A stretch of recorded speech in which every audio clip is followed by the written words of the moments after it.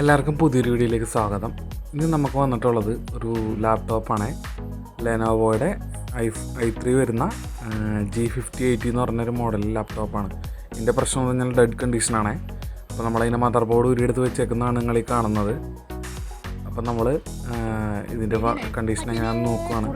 ഇതിൻ്റെ power സെക്ഷനിലാകെ MOSFET എല്ലാം ഷോർട്ടായിരുന്നു. ഏകദേശം ഒരു 4 മോസ്ഫെറ്റോളം ഷോർട്ട് ഉണ്ടായിരുന്നു. അപ്പോൾ നമുക്ക് ഇതിൻ്റെ സെക്ഷനിലാവുന്ന നോക്കാം.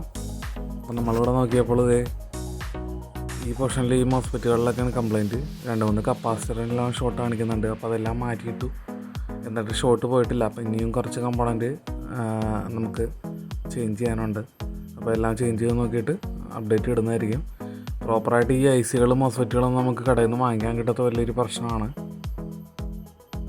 ഓൺലൈനൊക്കെ എടുക്കുകയാണെങ്കിൽ ഭയങ്കര നല്ല പൈസ വരും. അതാണ് നമ്മുടെ ടെക്നീഷ്യന്മാർ നേരിടുന്ന ഒരു വലിയ പ്രശ്നം.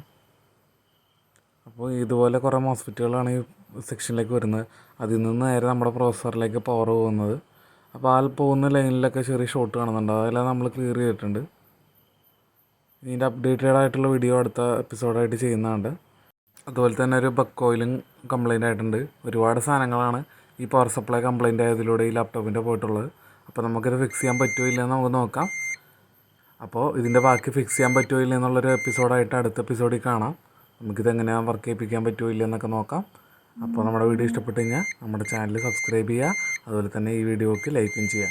പുതിയൊരു വീഡിയോ ആയിട്ട് വീണ്ടും കാണാം. Bye bye.